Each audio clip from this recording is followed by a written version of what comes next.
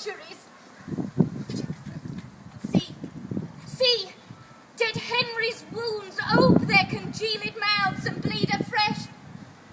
Blush, thou lump of foul deformity, for 'tis thy presence that exhales this blood from cold and empty veins where no blood dwells. Thy deeds, inhuman and unnatural, provokes this deluge supernatural.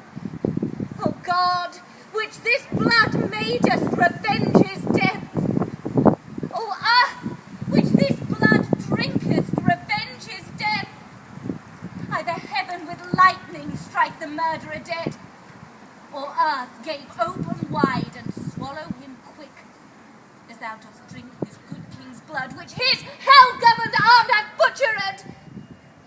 Lady, you know no rules of charity, which renders good for bad, blessings for curses. Villain, thou knowest no law of God nor man, no beast so fierce, but no some touch of pity. I know none, and therefore am no beast. Oh, wonderful when devils tell the truth. More wonderful when angels are so angry.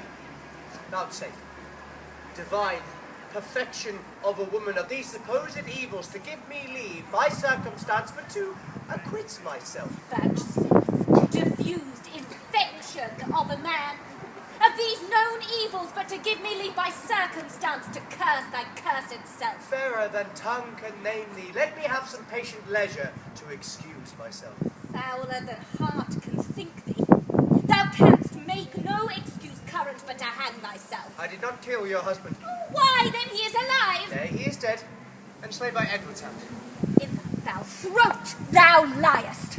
Queen Margaret saw thy murderous falchion smoking blood, the which thou wast defaced her dress with the hope of Jesus I suppose. I was provoked by her slanderous tongue, which laid their guilt upon my guiltless shoulders. Thou wast provoked by thy bloody mind, which never dreamt on aught but butcheries. Didst thou not kill this king? I grant you. Dost grant ye, hedgehog? Then God grant me too. Thou mayest be damned for that wicked deed.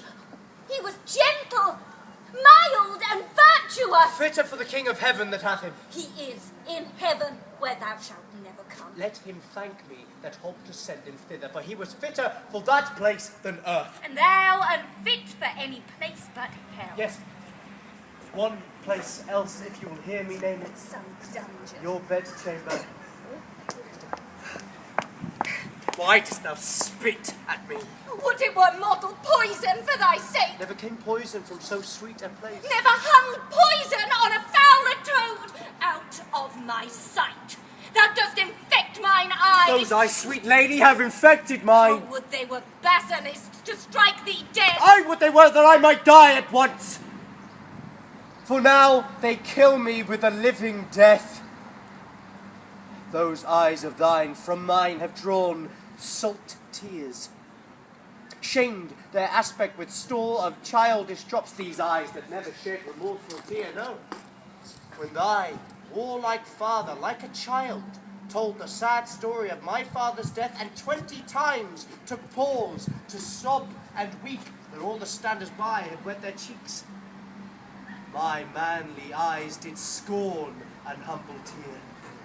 And what these sorrows could not thence exhale, thy beauty hath, and made them blind with weeping.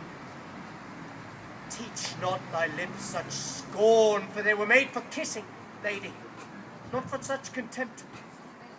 If thy revengeful heart cannot forgive, lo, here, I lend thee this sharp-pointed sword, which if thou please to hide in this true bosom, I lay it naked to the deadly stroke, and humbly beg the death upon my knee. Nay, do not pause, for I did kill King Henry. But 'twas thy beauty that provoked me. Nay, now, dispatch, for I did stab young Edward, but 'twas thy heavenly face that set me on.